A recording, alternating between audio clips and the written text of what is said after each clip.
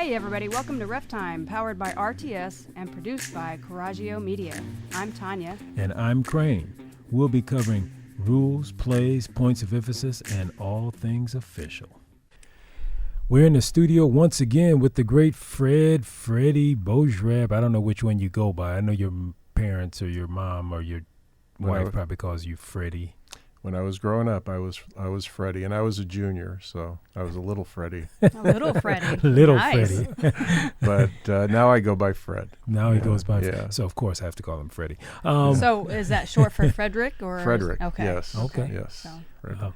So what's the middle name? James. Wow. Oh, nice. I like Yep. that. Frederick James Yeah. Bojrab. Yeah. Now I got to Junior. ask. Junior. Junior, yeah. Wow, what a mouthful. Let me say that. Frederick James Bojrab Jr. The Or great. The second. The second. Wow. So you and I have talked about it in the past, and this has nothing to do with why we're here, but now you got me interested. The Bojrab name, where'd that come from? Tell me again. Well, we're Syrian by descent. Okay. And my grandfather immigrated from Syria, and he had several brothers. My dad had 4 brothers, so the family just grew.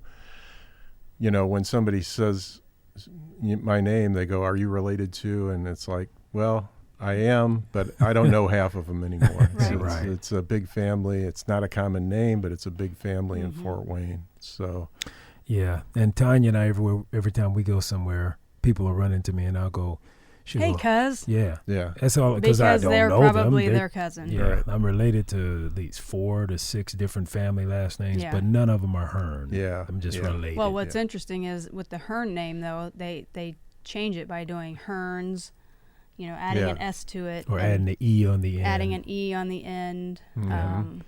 Yeah, so then But everywhere I go, people think my last name is Crane. Crane. So Yeah. it becomes Hearn Yeah. Crane. I'm or always Mrs. Crane. Oh, Mrs. Cranich Crane. or Okay. Craner or Yeah. something. All right. Well, anyway, let's get back on track with why we're here. So, Mr. Bojrab, you are an official, but how many sports are you doing now? Well, I'm doing 2 now. I've done basketball for about 15 years, and the last 2 to 3 years I've done volleyball after taking your wonderful training session. And You said that's been 3 years? I think it's been 3 years, yeah. I can't believe it was 3 years ago. I get to help you with something. You do 3 sports. You do wheelchair basketball, too. I do wheelchair basketball. And actually, I'm also licensed in football, although I've never done a game. And I'm kind of like Tanya. I like the inside sports. So Yes. How long you been doing wheelchair basketball?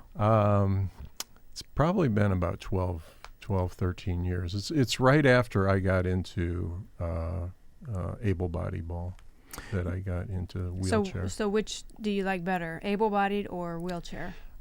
I like them both, but I really enjoy wheelchair basketball, mainly because I get to travel a little bit, and it's a community. It's a friendly community. You get to know the players. You get to know the coaches.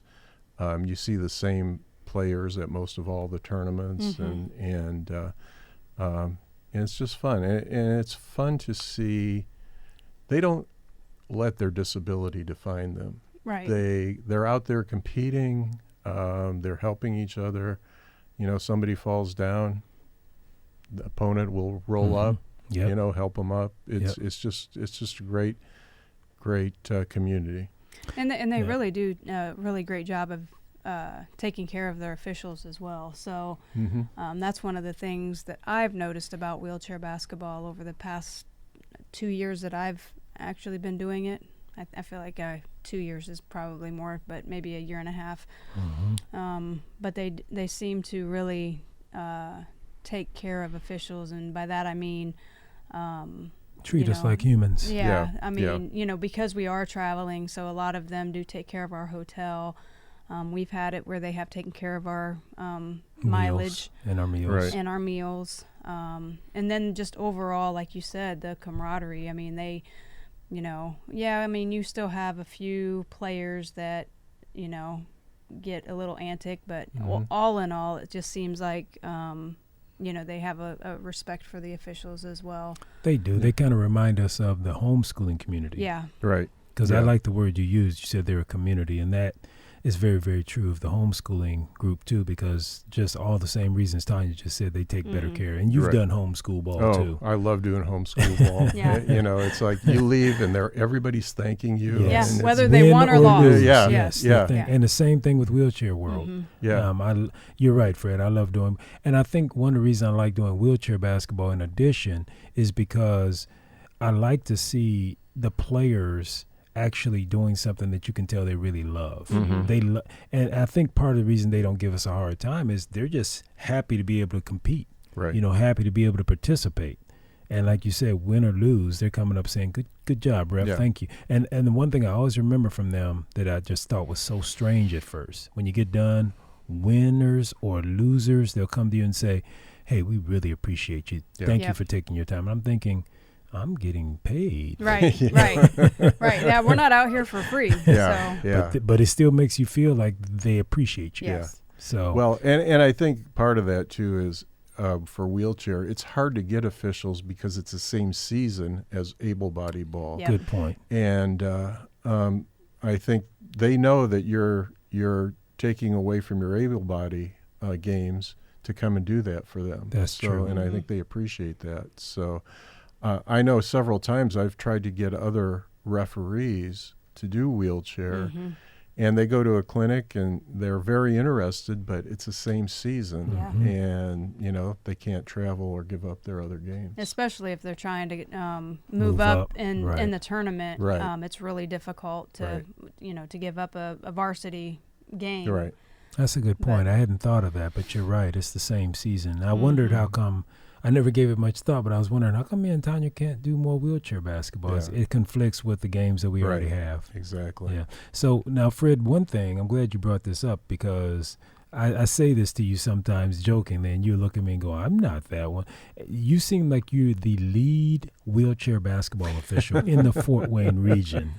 And I've said that to you before. You looked at me going, no, that's not me. And yes, Tanya you and I are. are going, yes, it is. Because I look at Fred. When we go to games, I'm like, oh, Fred's here. Good. He's going to help me with this. Fred can save me. Fred can save me. I think that's only because I've done more games probably than anybody. That's what counts. But you are the veteran. Yeah. But that's the thing in officiating. Everybody always says you have to get more reps, no matter what sport it is. Yeah. They say just get more reps, see more plays, get more games, get more experience. So that makes you kind of the senior, the lead official for Wheelchair World.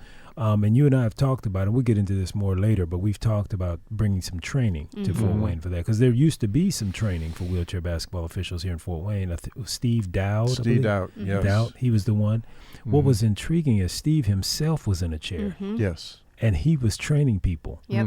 And I'm looking at that going, that is incredible. But who better to learn from than someone who is actually in a chair and can good point can demonstrate hey, this is a foul on the defense, or this is why I'm laughing, don't you? Right. You just said something that reminded me. The three of us went out to Turnstone and got in chairs to experience. Yes.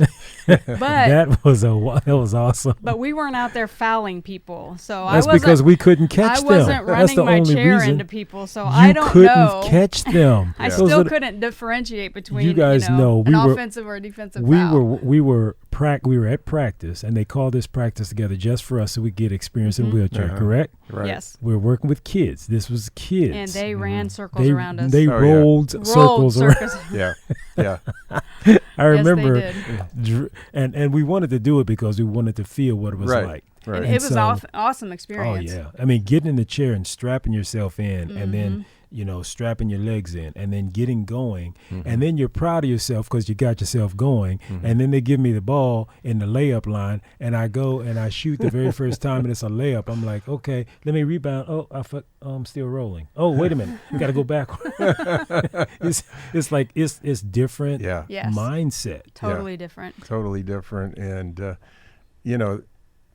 that reminds me. I was doing a game one time, and one of the guys from the Olympic team was on the one of the teams, and it came down to the last shot. He took a 3/4 shot and drained it. 3/4 of a quart, and he's in a wheelchair. I can't even hit it I up. can't hit a layup. Yeah. And I looked at him, and I mean, think of the upper body strength that you have to have to do that. It was one of the most exciting games I'd ever been in. Yeah, because I know the day after we got done, my shoulders. Oh yeah. It felt like my shoulders were coming out of my shoulder blades, and I mean out of the sockets. And I was telling one of the people in the chair that people who they're in a chair for life, and they said, "Oh yeah, a lot of people in our position get shoulder surgery." I never thought of that because that constant downward, and when you're pushing, if you're throwing your shoulders forward, right, and pretty soon some ligaments are going to start coming loose here. Yeah, I learned a lot being in that chair. Yeah. That day. Just look at the arms of some of those athletes. Oh my goodness, I mean, it's they're amazing. Popeye arms. Yeah. They're Who was that one guy? I can't remember his name. He's a black guy. They call him Zeus. Mm-hmm. Yeah, remember Zeus? He's from Detroit. Yep. Oh, that guy's. Yeah. The first time I met him, I looked at him, and the dude probably thought I was interested in him the way I was staring at him. And I looked at him. I said, "Dude, I want your arms." He looked at me strange. No. I want the size of your arms. He just starts laughing. He goes, "You like those, don't you?" I said, "Yes, I do." Arms were huge. Yeah. And I said, "Man." He was one of my favorite players. He is. He's very, very, very competitive. Yes. Very competitive. But he's very, very, very respectful. Yes. Yeah. And those are the now kind of he's players. played at a higher level, correct? Or overseas or something? I thought he had, yeah. I don't know if he has or not, Okay. but he's one of the upper players Yeah. in the Midwest and probably the nation. And what is, he has no legs. Yeah. None. No. Yeah. He's just got what they call the trunk. Yeah. But he's so strong. Right. And the first time I saw him, I think it was 3 years ago, I was reffing a game, and he came down court at lightning speed. It amazes me how fast those people can move. And I'm trying to get out of the way, saving my ankles and my legs. And I jumped out of the way, and he saved the ball, and it was incredible how he did. I was, wow, he was not out of bounds. And his chair flipped. And it flipped, and I was thinking, this is not going to be good. And I turned back to look at the court real quick to see what was happening. And I turned back, and when I turned back, I saw him pop himself back up. No help, no time wasted, and he's back on the court and helping his team to score again. The guy is just But, when we go through the training for wheelchair basketball, they tell us that, one of the things we have to remember as an official is the chair is an extension of their body. So he takes that literally. Yeah. And most of them do not want our help. Right. Like, a lot of times I notice that they don't want help from us. Right. If they need help, it's generally from another player. From their community. Yes. From their community. And I'm good with that. So a lot of times I'll just kind of stand there and. That's because you don't know how to help. Yeah. I don't either. That's another thing. Well, I know. Really, you don't know their disability. Right. Also, so you could do something that may harm them. Correct. So Correct. they always, I always wait, and then if they say pull on the wheelchair back, then I'll do it. Right. You have to be very careful because some of them, have disabilities where you have to be careful. So I kind of take that as I would able-bodied players. So when we have able-bodied players go to the floor, I'm pretty much hands off, and I know. Because we're not medical staff. Yeah, we're not medical staff, and I think sometimes people look at us like maybe we don't care or that we're whatever. We're staying back because we do care. Yes, but the reality is we do care, and it's in everybody's best interest if we just stay out of it. Right. And I've had to tell other New officials, Yep. we don't come in and touch players. First of all, it's could be a lawsuit, A liability. a liability. So we don't come in, we don't touch players. If there's an injury, we either call the coach out or get medical staff out there, and have them come out and take care of things. And we just stand back and make sure that if there's blood on the floor, nobody's walking through the blood, or whatever. And so. And that's a great point because it's more so for wheelchair basketball, like what Fred is talking about, because there's so many different classes of disabilities. And that's something that it's another learning stage when you become a wheelchair basketball official. You get more familiar with the different disabilities, and we have to measure chairs, which that caught me. You have to carry a tape measure. Yes. Talk about a totally different game. Yeah. Yeah. And then the classes, I don't Yeah, know. you have like class 1 to 4. A class 1 is the lowest disability. They don't have upper trunk rotation. They may have like spina bifida or something like that.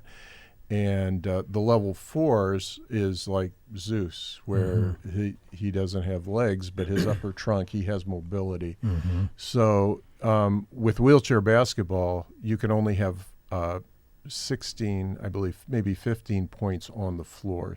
So you can't have number 4 level 16. Play. Right. So that's how they balance it. And I learned early on about the different levels. I was doing a game, I think it was in Indianapolis. And, I was pretty much new to wheelchair. And I was calling fouls, I wasn't calling a foul. And this one player just got all over me. And he finally, to the point I had to call technical on him. And he muttered some words and went off the court. And after the game, I thought, I'm new to this. I'm going to go talk to him. I said, Dave, I said, can I talk to you for a little bit? He goes, sure. And he was pretty mad, but he took the time and he says, you need to learn the different levels. He goes, I'm a level 1. If I get bumped just a little bit, it throws my shot off. Whereas a level 4, he may get bumped and, it's nothing. And that really stuck with me. It's like, yeah, that makes sense. I have to understand the different levels. And I really respected him. I actually heard that he had passed away the last couple of weeks. I was very sad to hear that. He was pretty young, but that really stuck with me and helped me in my officiating career. Yeah. So that's one of the things in wheelchair. You have to know the different levels. There's other rules that, everybody asks, well, what are the different rules? Well, traveling, you can push twice on the wheels, and then you have to dribble. But you could roll the whole length of the court, and that's not a travel. Correct.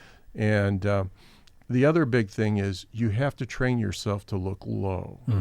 Whereas in able-bodied ball, you're looking at the play, because all of the contact comes in between with the chairs, with the foot plate and holding and things like that. So that's really tough to do, to train yourself to look low, because we are trained.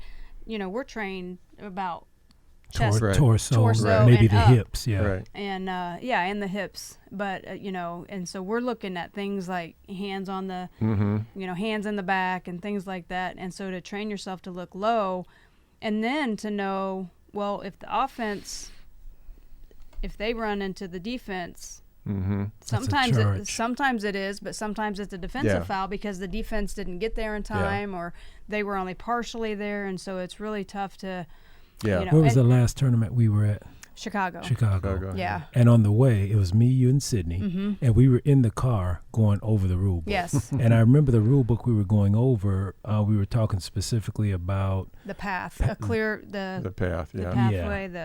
It's not clear path. No, it was that's converging path. Yeah. And we were looking at that stuff, and we had never really delved into it that deep. Yeah. But the three of us were studying it, and we were all of us. I'm driving, and Sydney's in the back, and Tanya's thinking, we were all like, oh, wow. Yeah. Oh, I didn't know that. Yeah. And it's then a different world. I had one player, so I was, one of the last games that we were roughing up there, I had a player who wanted to show me what an offensive foul was, and I didn't, it wasn't that difficult. I mean, he just rammed into the girl, and I was just like, okay, well, that's an offensive foul. I mean, there are some things that are just blatantly obvious, and I'm like, okay, well, that was obvious. So I don't know why he needed to show me that.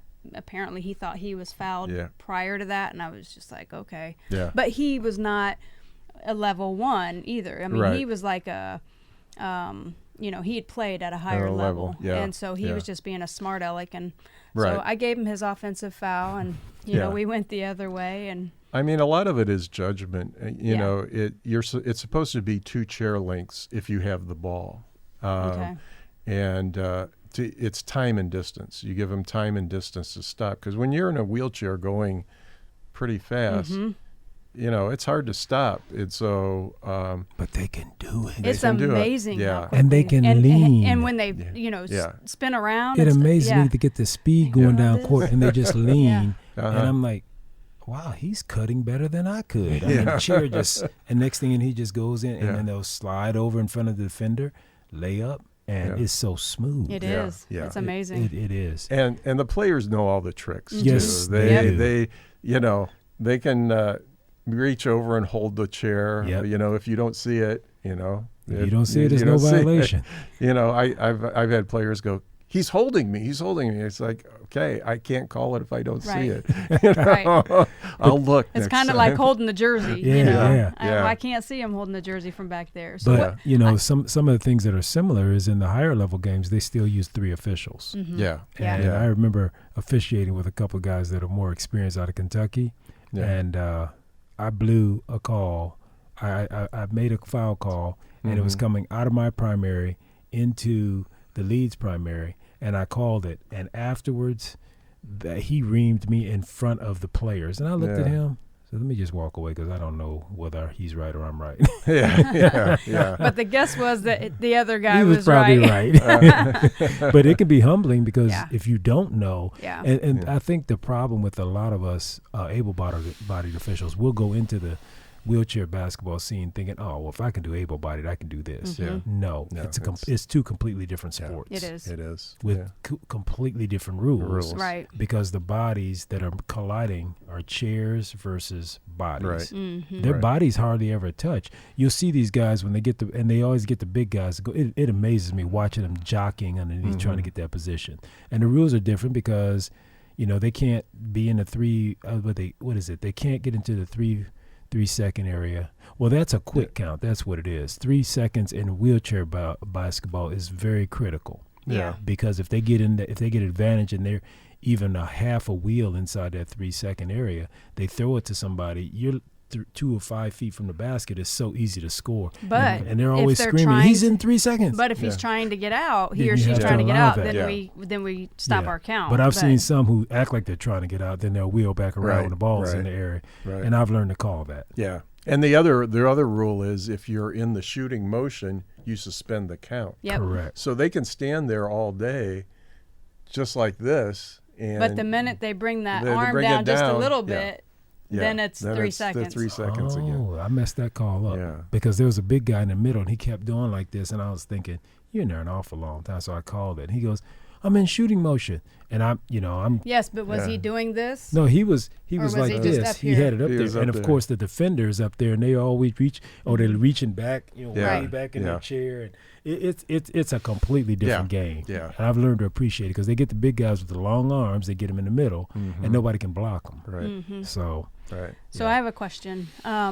What is the highest that you have gone in wheelchair? I know you've done some tournament stuff, right? I've done the national tournament the last 2 years. Okay. And I did do a national tournament about 6-7 years ago. Steve got me involved, and I think I was out of my element at that time.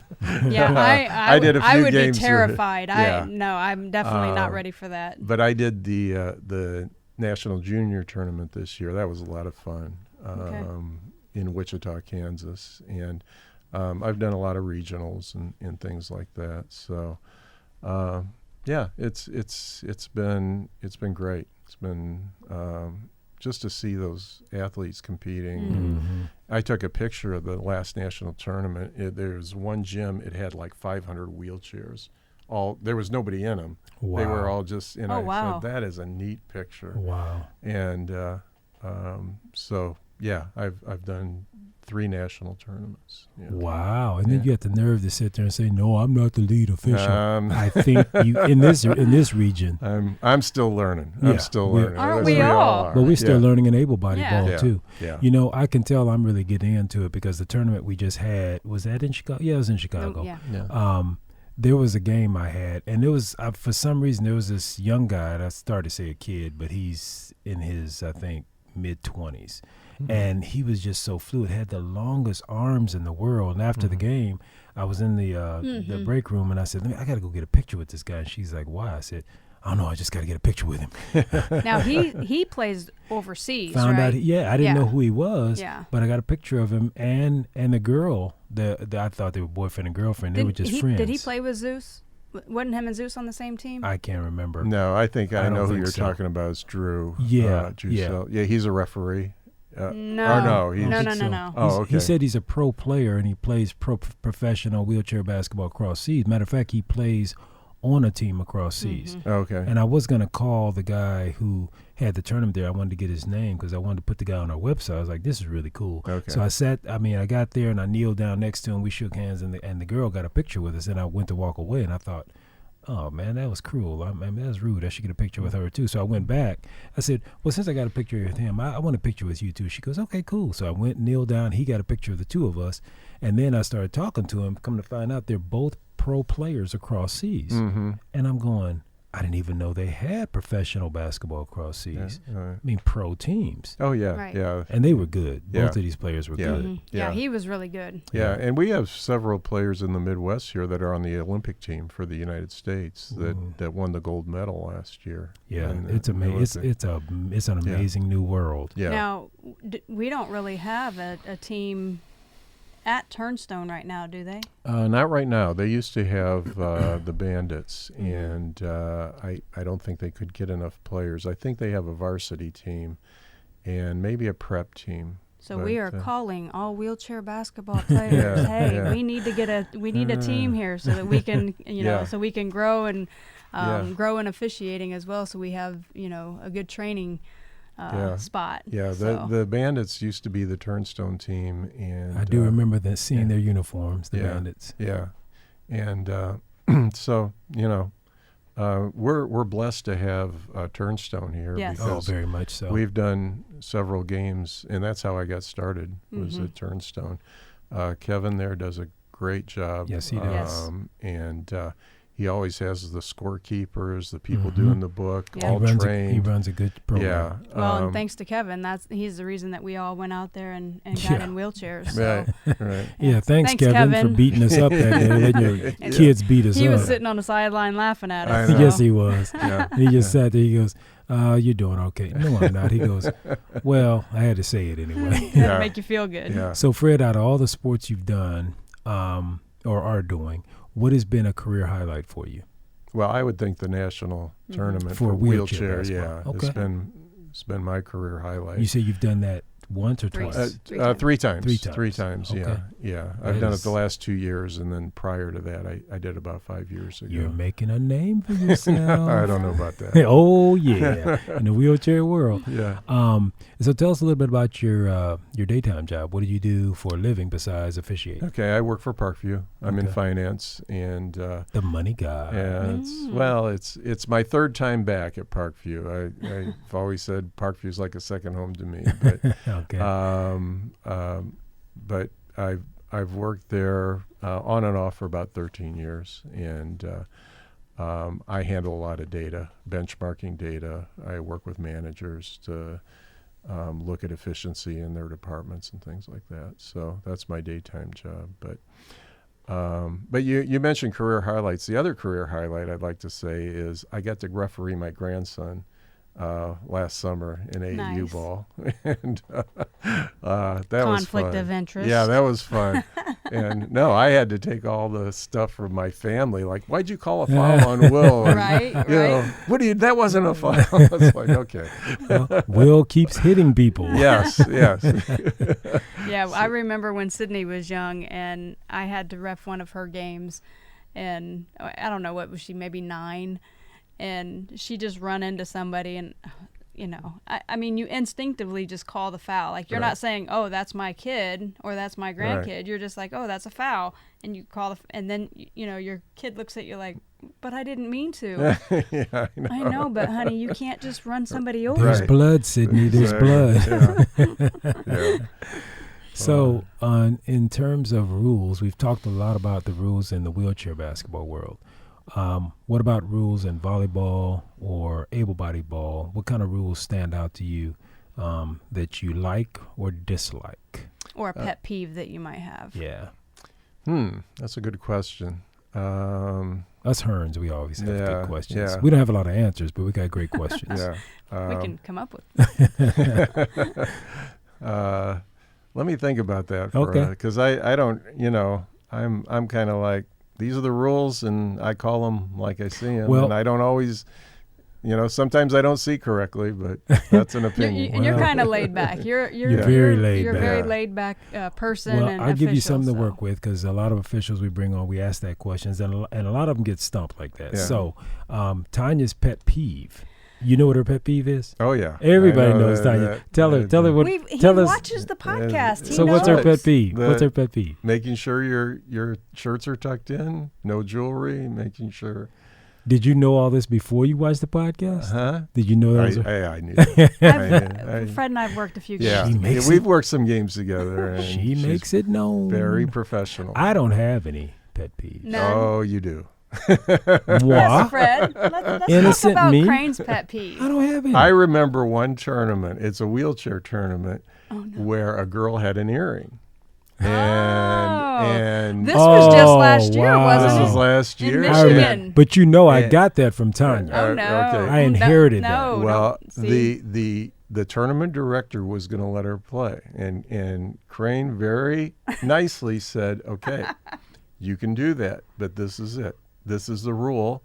And she came. I guess she came from Canada. Yes, And she's from Canada. and she said, "I can't take it out. I just got it." And Crane he goes, "You do what you want to do, but You're it's setting gonna yourself up. Yeah. setting a precedent." And the girl got it out. She went to a tattoo parlor. To take And- it. Because it was in her nose. No, was it in her nose Yeah, it was in her. or what? I think think it was it was in her nose. It might have been. think it I was don't in her know, but And I remember talking to the coach. It's kind of like a hook or something, and so Yeah. that's why she had to go Right. get it Yeah. specially taken Right. out. And the coach from the other team, she said, "Oh yeah, the way she's got that in there, it's really, really difficult." She Mhm. says, "I was over there and I couldn't get it out for her." yeah. But I give Crane, I give you credit because you didn't back down, and they eventually got it taken out. But let's talk about what Crane's real pet peeve is. Well, we know that. It's a carry dribble. I mean, Okay. I do not How know many where that's how many coming carry dribbles from. can he get in wheelchair? yeah. Wow, I never thought of that. That would be interesting. I don't think you can't call a carry I think dribble they in would wheelchair. drum me out of yeah, the sport if yeah, I called that. You'd Yeah. be done. Yeah. So, Fred, with all that conversation, you can't think of any rule that stands out for you, good or bad or indifferent. I really can't. I don't. can't think of anything that Yeah. that gets sticks on. out. Fred is so laid back. I- Nothing gets on his You know, nerves. I did a game. It was actually at the tournament we were at, and one of the Paralympians was getting all over me on calls, and I came down the court, and the coach looks at me. His coach, he goes, "Fred, what's it take to get a technical out of you?" Oh, wow. Because his player was just going after me, and, Wow. and I said, "Well, we'll see." I never did call one, but I've got a pretty thick skin.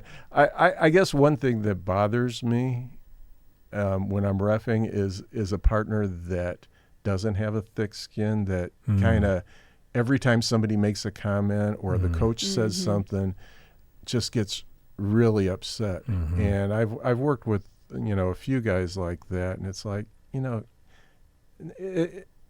there's a time and a place to get upset, but not after every little comment or thing. That's why I like to have a even if I'm doing a second or third grade level, I like to meet with the coaches and say, we're going to do the best we can. Please, you coach, we'll referee. And if you have a question, I'll answer it. We're probably not going to respond to comments. And if you do have a question, please wait for a dead ball. So I like to do that before every game, and I know you do too. Now, is that the Serbian way? Syrian. Syrian. I'm sorry, Syrian. Is that the Syrian It could way? be. I don't know. That could just be where the thick skin comes Yeah. from. That's what I'm wondering. Yeah. Do a lot of Syrians have thick skin? Or is that I just don't know. you? I don't know. Now he's going to be thinking about that now. Well, good. So let's talk about so one of the things that we like to talk about on the show is our need for officials, and why and why we're in that predicament, I guess.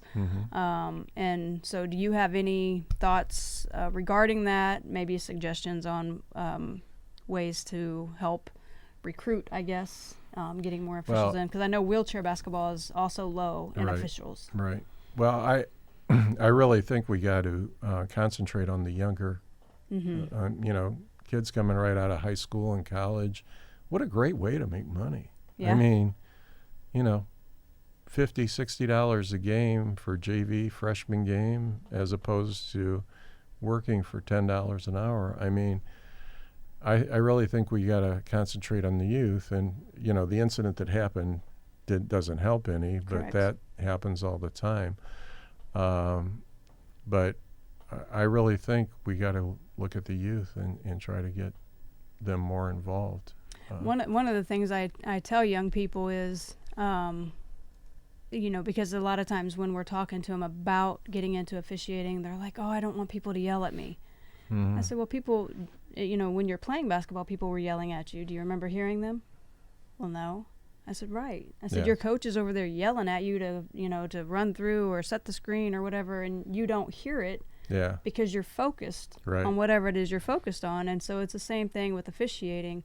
When you get out there, you're focused on doing the best job you can do. And so, yes, you're going to hear some people, but the majority of it, you're just going to try to do your best, and call what you can call. Right.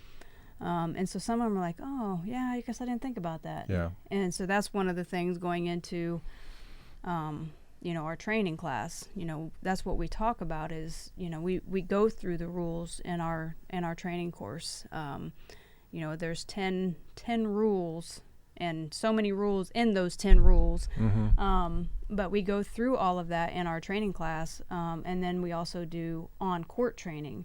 Right. So we put them out there in situations where they have to blow their whistle and they are in charge, and they forget sometimes that, oh, I have the whistle. That was a foul. Yeah, you should blow your whistle. Now you realize Fred's looking at you like, I've been through the course. I know. That's the way he's looking. But he went through our volleyball course. But it's similar. So it is. It is similar. And Fred's looking at you like the whole time, like, yeah. What I was thinking was when I'm on the volleyball court, I wish Crane was behind me telling me, get your arm straight. It's not straight. It's not straight enough. I think about that sometimes when I'm doing volleyball. It's like, what would Crane say? Oh, no. Don't. No. Well, I remember when you were going through that training with us in the volleyball, and that was at Empowered Sports. Yeah. And that's a great place for us to work with, by the way. We've worked with Empowered for a few years. Will and his wife do a great job over there. They do. And they really, stand beside us and help us because they know that we need officials. Right. And so, I'm like, they know we need good officials. Yeah, I'm like, if I can get in here and I can train people, then that does great for them as well, because helps the whole industry. Yeah. Right. And we, some of the places now I think about it, places we work with that allow us to hold trainings are Empowered Sports. We've been to Sport one time when they first opened. Harvester Church. Yes. That's another one that's been our constant location. Yeah, for basketball. We've been at a couple of different YMCAs. Yeah, I think we've been to Parkview Y, and we've been also to the Renaissance Point Y.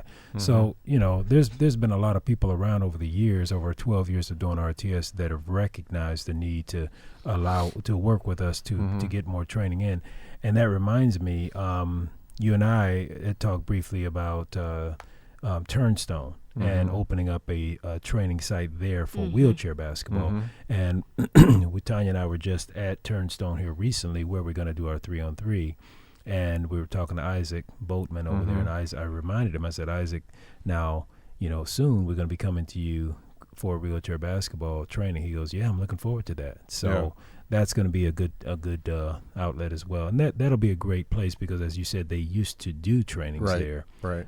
So we just kind of, I guess, reinvent that, if you will. And we're looking forward to your help on that, Fred. Yeah. So you'll be happy to help any way lead I can. trainer.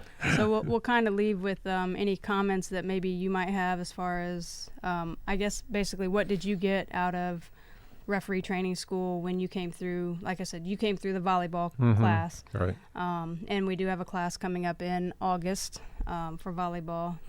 In July, we're doing another basketball class. Able-bodied basketball. Able-bodied. Yeah. So refereetrainingschool.com for anybody that wants to get training. But how did it help you? Well, for volleyball, it was great. What would Crane say? Yeah. Not only was the classroom instruction, but we actually got on the court. And like I said, Crane stood behind me and told me, and that's what I like. I like, veteran officials to critique me. And sometimes you'll get with a veteran official and they're afraid to say anything, will your fee. I mean, I tell a lot of officials, be brutal. I mean, if I'm doing something wrong, sometimes I watch video of myself and it's like, man, I did not get my arm up. I'm getting late, So that's one thing I tell newer officials, video yourself and just watch. I'm the same way, Fred, because I remember the first training I went through was with Clark Hamilton and Dave Gentile out at Carroll High School. Fury basketball, Fort Wayne's Fury professional basketball team had a summer camp out there every year. And I remember I was out there and they took me in this room. It must have been the gymnastics room because it had these mirrors up on the wall. And I had Clark standing here and Dave standing here. I'm tall, towering over these guys, but they were yelling at me, and I felt like a little bitty kid. Yeah. But it was one of the best things that ever happened. Yeah. Dave's over here yelling at me, blow your whistle, tweet, blow your whistle, tweet. Clark's, get your hand up, tweet, get your freaking hand up, tweet. But it helped me. It was like short-term boot camp, right. But it's still, to this day, 28 years later, it still sticks in my mind. And when I don't have my hand up, I'm listening to Dave and Clark going, okay, Crane, get your hand up. Because I remember Dave told me, he says, Crane, look at me. Yeah, he goes, I'm a little bitty guy. Yeah. He said, look at yourself in the mirror. You're a big guy. When you stand up and you raise your arm, he said, look at how commanding that looks. He says, he said, when I raise my arm, he said, look. Now, he said, look at the difference when I spread my legs out. He said, I have to get wide. You have to get tall. Right. He said, because officiating, a lot of it has to do with presence. It has to do with confidence, but your confidence comes with the more confident you become, the greater your presence is, right. and vice versa. And we just had a new trainee. Well, she's not new, but she came out of our last class. I won't embarrass her name, but she's very, very laid back. Well, no, she's very, very shy and timid. And yes, very timid. Very timid. And I was doing the same thing to her Saturday. I was walking behind her, I could tell she appreciated it. Because at first I was thinking, I don't want to, overshadow this young lady. Yeah, like I always feel funny kind of yelling at her, but at the same time, I'm kind of like you. What you ended up saying to her is, I'm going to be yelling at you. I'm going to tell you, because she's very timid. Yeah. And so she'll blow her, and I say blow, very lightly. Very lightly, because her whistle is very hard to hear. She's very intimidated. And it's like, no, blow your whistle, point. Right. You know whose ball it is, point, or say it loud. I'm like, yell at him. Right. I said, you need to yell so loud that he can hear you down there. And, I didn't feel that bad because when I realized that this is summer basketball for the coaches and the players, and I started realizing, okay, well, this can be summer training for officials as well, because we need training. So we're at this school, and I'm on the other side of the gym, and she would blow her whistle, tweet. I could barely hear it. I said, from across the gym, blow your whistle and point. And she goes, point. Right, do that. And then it started kind of registering with her. So I think we do need to be drill sergeants. Yeah, we have to be. Yeah. It's one thing to be nice, but when I'm trying to help people become the best they can be, I can't be nice. Yeah.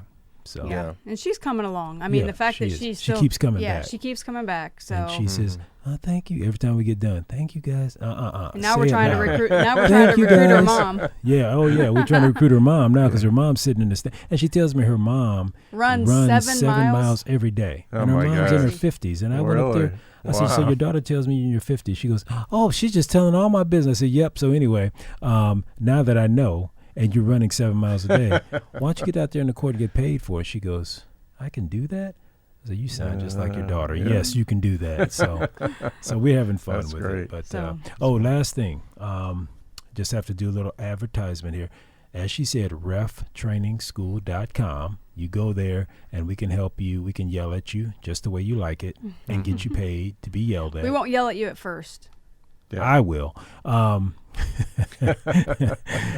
reftrainingschool.com. Go there. We're going to tell when are we going to have the classes again? July 3rd starts our basketball training, and those are on Monday nights in July. And then 5 nights, 3 5 hours, nights. 3 hours Yep. each night. So you're and talking, that's just in classroom. right. So and then- 15 hours of in-classroom training, and then after that, we'll do 25 hours on the court. Yep. We've got Volleyball training starts in August, the first Sunday in August, and that's 4 Sundays. So 3 times 4, 12 hours. 12 hours. And then then we'll we have also do on-court on-court training for that as well. So And, you know, a lot of people ask where we do our trainings at. As the summertime contests go on, we'll get calls and right, the on-court training. yeah, right? we get requests to come do this court or that court. So as we go and do the court between the 3 of us, you, myself, and Sydney, we will invite the new students to come out and work with us, and that's huge, isn't it, Fred? When you have Very. veterans to work with. Yes, Yeah. yes. I highly recommend, if you're getting into basketball or volleyball or wheelchair basketball, take the training. You know, to just go out there. I mean, when I started basketball, I think it was John Pfeiffer said, you know, I'll train you. And yeah, he was very helpful. But to have a mentor, to have somebody to tell you exactly, because you've seen new people. You know, even in wheelchair, a guy will call a foul and he'll raise his hand like this. Yes. And, you know, usually at a break, I'll tell him, you know, a foul is A closed fist. fist. Yep. You know, and just little things like that. Right. And so take the training. It's well worth the money. And you'll really appreciate it. And, you know, I'm glad you said that, because when we were doing those games this past weekend at the school, I think we did 6 games that day at that school, and of course I'm in the crowd, I'm always recruiting, trying to get the mom involved, and then there was a young man sitting down at the lower, she was at the top, he was at the low end of the bench, and so he had a kid with him, and I went over there and I said, you know, we need to get you in stripes. He goes, man, I'm not doing that. I said, what do you mean? I used to do that. So, I didn't know that. So I went over there and talked to him in between games, got to know him a little bit. He had done it before, but he was licensed and he had quit. He says, I'm not doing it again. I said, why not? He goes, man, no, it's just not for me. I said, you know, I hear a lot of people say that, and the ones that quit, and what I've learned in my career is the problem is you guys have never been trained. And he said, what do you mean? I said, it's one thing to go pass the test and to come out here and officiate.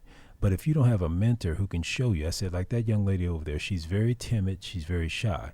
We've been working with her. Now she's coming along. He goes, yeah, I saw you been young. And I said, the other young man, we're training him. He goes, really? I said, yeah, we're showing him where to stand, how to communicate with coaches, how to communicate with each other, the subtle signals that you'll see us doing, but you don't pay attention closed to. fist The closed for a fist. foul. I said, those are the kinds of things, unfortunately, we don't get trained on unless we have something formal. I said, that's why we created referee training school, Right. is to give you something formal to be trained. And he looked at me, he goes, man, you're right.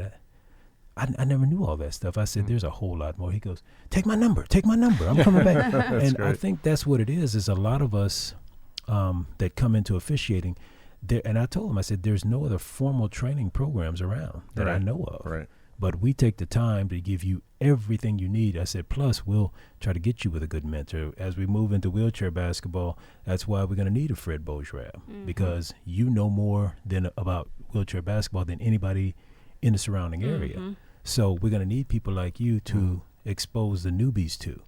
And that's just, I mean, to me, that's just so elementary. It's just easy. Yeah. So anyway, Tanya's telling me to stop talking and it's time to close out. And Fred's looking at me funny too.